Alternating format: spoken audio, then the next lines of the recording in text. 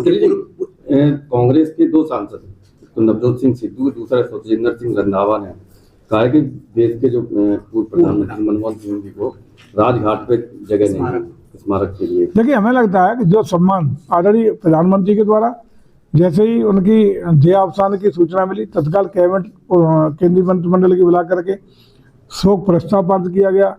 7 दिन का शोक किया गया। आज भी शोक की स्थिति में हम लोग शोक में सारे कार्यक्रम स्थगित कर दिए गए।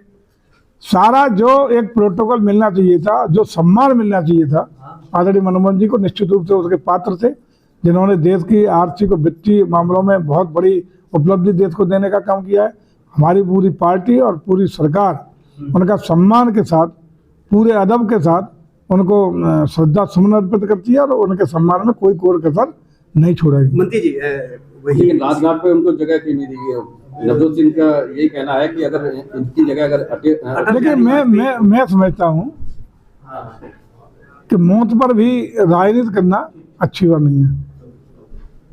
सम्मान में जितना एक पूर्व प्रधानमंत्री के नाते, एक बड़े आर्थिक रणनीतिकार के रूप में, एक देश के महान व्यक्ति सुधारक के रूप में जो सम्मान आदरणीय मनमोहन सिंह जी को मिलना चाहिए था, पूरा सरकार प्रतिबद्धता के साथ देने के लिए तत्पर है। उनके सम्मान में सारी वो व्यवस्थाएं जो अपेक्षित थी दी जा रही हैं। वो कह रहे हैं कि इकलौते सिख प्रधानमंत्री थे, इसलिए उनके साथ ऐसा हुआ। ये कांग्रेस की आदत है हर चीज में राजनीति करना। मैं समझता हूँ आदरणीय मनमोहन सिंह जी हमारे पूरे देश के सम्मान नेता थे, एक बड़े अर्थशास्त्री थे, गवर्नर भी रहे हैं, जिन्होंने वित्तीय संकटों से देश को कई बार उबारा है। ऐसे महान व्यक्तित्व के लिए हमारी सरकार उनके सम्मान में पूरी तरह प्रतिबद्धता के साथ काम कर रही है। एक अंतिम सवाल, मैनपुरी का राजकीय शोक है देश में, लेकिन मैनपुरी के लोक निर्माण विभाग पर तिरंगा टंगा हुआ है, झंडा टंगा हुआ है, लापरवाही दिखवा लेंगे। अगर ऐसा होगा तो संबंधित अधिकारियों को कार्रवाई होगी। निश्चित रूप से आप देख रहे होंगे, मेरा कार्यक्रम भी आज डिस्ट्रिक्ट कोऑपरेटिव बैंक का एजीएम थी, हमारा कार्यक्रम नगर पालिका में भी था, सारे कार्यक्रम नष्ट हुए। कल के भी सारे कार्यक्रम में नष्ट हुए। कोई कार्यक्रम हम लोग नहीं करेंगे। कोई कार्यक्रम चूँकि भारत सरकार और प्रदेश सरकार दोनों माननीय मनमोहन सिंह जी के सम्मान में जो भी निर्णय ले चुकी है उसका अच्छे से पालन। कुंभ में नहीं हुई थी और 24 करोड़ श्रद्धालुओं ने उस कुंभ में प्रतिभाग करने का काम किया था। श्रद्धा की, आस्था की, गंगा मैया माँ त्रिवेणी की, यमुना जी की त्रिवेणी में डुबकी लगाने का काम किया था, बिना किसी छोटी बड़ी घटना के, बिना किसी विघ्न बाधा के वो सकुशल संपन्न हुआ था, जिसकी प्रसन्नता न सिर्फ देश में बल्कि दुनिया में हुई थी।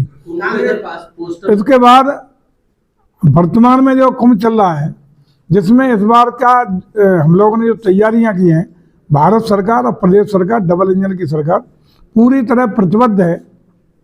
इस बार का कुंभ अद्भुत हो, अलौकिक हो, भव्य हो, दिव्य हो। किसी भी प्रकार की कोई कोर कसर सुरक्षा में, व्यवस्था में, आवागमन में, ठहरने में या त्रिवेणी में संगम में डुबकी लगाने में किसी भी श्रद्धालु को न हो, इसके लिए सारी व्यवस्था चाक चौबंद करने का काम किया गया है। और इस बार का जो आकलन है, जो व्यवस्थाओं का हम लोगों ने पूरा तैयारी की है, वो भी 40 से 50 करोड़ श्रद्धालुओं के आने के दृष्टिगत की है।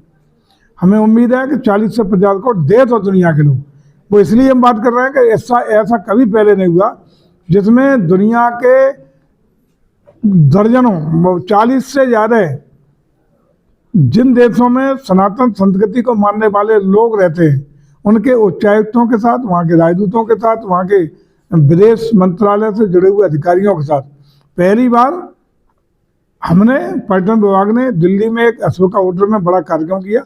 भारत सरकार के पर्यटन और संस्कृति मंत्री गजेंद्र सिंह शेखावत जी उसके मुख्य अतिथि थे।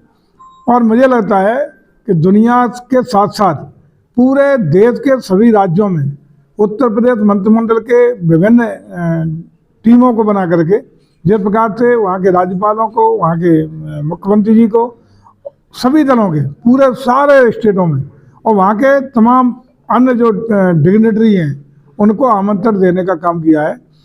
और ये प्रयास है कि वहाँ की कोई व्यवस्था में चूक न हो। इसी के दृष्टिगत सरकार कितना गंभीर है, इसका अंदाज इस बात से आप लगा सकते हैं कि ठीक कुंभ के आयोजन से 1 महीने पहले देश के यशस्वी प्रधानमंत्री के द्वारा स्वयं वहाँ दौरा किया गया। व्यवस्थाओं का जायजा लिया गया और निरीक्षण भी किया गया और पूजा पद्धति का भी पूरा व्यवस्था देने का काम हुआ। हमारे माननीय मुख्यमंत्री जी लगातार वहाँ दौरे कर रहे हैं, स्थल निरीक्षण कर रहे हैं, दिशा निर्देश दे रहे हैं और अत्याधुनिक तकनीक के साथ, चाहे सुरक्षा की मल्टीलेयर व्यवस्था हो, ठहरने की व्यवस्था हो, प्लास्टिक मुक्त बनाने की बात हो, हमने तो पानी में भी ड्रोन के माध्यम से वहाँ की सुरक्षा का व्यवस्था देने का काम किया है। जल थल नभ ड्रोन के द्वारा भी मल्टीलेयर सिक्योरिटी। ठहरने के लिए पहली बार 40 से 50 करोड़ जो श्रद्धालु आएंगे उसी के अनुसार उनके ठहरने की, उनके खाने की, उनके पीने की, उनकी सुरक्षा की, उनके आवागमन की, ट्रेन से, वायुयान से, रोड से कनेक्टिविटी की सारी व्यवस्था चौक चौबंद करने का काम किया है। अभी बीच में अखिलेश जी का और एक बयान आया था कि समाजवादी पार्टी के कार्यकर्ताओं को सरकार की जरूरत हो दे दें। हम तो आमंत्रित कर रहे हैं, अखिलेश जी आइए, सनातन के दुनिया के महापर्व में जो श्रद्धा का दुनिया का सबसे बड़ा महापर्व है, इसमें आइए, गंगा मैया की डुबकी लगाइए, अपने पाप से मुक्त होइए, पुण्य कमाइए और सुरक्षा और सारी व्यवस्थाओं को लेकर के खुद जायजा लीजिए। मैं समझता हूँ कि यदि ईमानदारी से राजनीति से हटके अखिलेश जी जाएंगे तो सरकार की व्यवस्थाओं की तारीफ करते हुए नजर आएंगे। जी एक सवाल, एनजीटी की रिपोर्ट के अनुसार प्रयागराज का पानी इतना पॉल्यूटेड है कि उसमें जो मानव मल में बैक्टीरिया पाया है वो वहाँ पाया गया है। आज कांग्रेस ने आरोप लगाया है कि पानी शुद्ध नहीं है और उतना बड़ा इंजन हो रहा है। आज की रिपोर्ट नहीं है वो, ना आज का पानी है वो, शुद्ध पानी, नहाने के नहीं पीने योग्य पानी वहाँ उपलब्ध है। वो बातें पुरानी होंगी, एनजीटी की रिपोर्ट उस समय की होगी। सारे नाले जितने कनेक्ट होते हैं सबको टेप करने का काम किया गया है और उसकी वैकल्पिक व्यवस्था देने का काम किया गया है। गंगा मैया, यमुना मैया दोनों को पवित्र पानी, स्वच्छ पानी कुंभ में नहाने को आचमन के योग्य मिलेगा।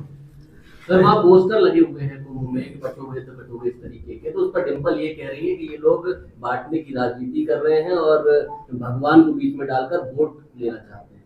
तो उन्हें क्या चिढ़े इससे?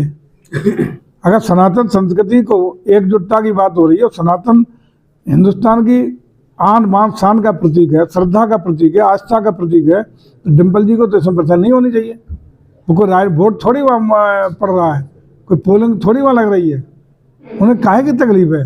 उन्हें यह सनातन संस्कृति के लोग अपनी आस्था और श्रद्धा के साथ एकजुट, जब एकजुट नहीं हुए हैं, जब विभाजित हुए हैं, तब देश का भारी अपूरी क्षति हुई है। इसलिए यदि सनातन संस्कृति को मानने वाले लोग श्रद्धा के साथ एकजुट हों तो मुझे लगता है डिम्पल जी को चिढ़ नहीं होनी चाहिए।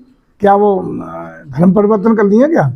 संभल की घटना को लेकर उन्होंने कह दिया कि खुदाई कर रहे हैं, ये किसानों के और युवाओं के भविष्य की खुदाई कर रहे हैं, ये जनरली वहां पर खुदाई नहीं कर रहे हैं। देखिए, जिस तरह की जो रिपोर्ट आ रही है, स्थानीय प्रशासन का जो निर्णय है, जिस तरह की स्थितियां निकल के आ रही हैं, उनका एएसआई के द्वारा उनका कब की मूर्तियां हैं, कब का सनातन संस्कृति के वो प्रतीक जिनको नष्ट करने का प्रयास किया गया, ये समाज के संज्ञान में तो रहे। हालांकि जो स्थितियां हैं वो सुप्रीम कोर्ट भी उसमें बार बार बहुत मामले पहुंचे हैं, वहाँ भी निर्णय आ रहे हैं। मोहन भागवत जी ने भी बीच में काफ़ी कुछ कहा है। विषय वो नहीं है, विषय है कि सनातन संस्कृति पे जो हमले हुए, जो कुठाराघात हुए, जिस तरीके से सनातन संस्कृति को नष्ट भ्रष्ट करने का प्रयास किया गया, उसकी जानकारी समाज को होनी चाहिए। उत्ता शायद ये उसी विषय में स्थानीय प्रशासन की आज्ञा के अनुरूप एएसआई ने विभिन्न सर्वे किए हैं, उसकी रिपोर्ट आएगी तो इसका सच जानने में मुझे लगता है कि कोई बुराई नहीं होनी चाहिए।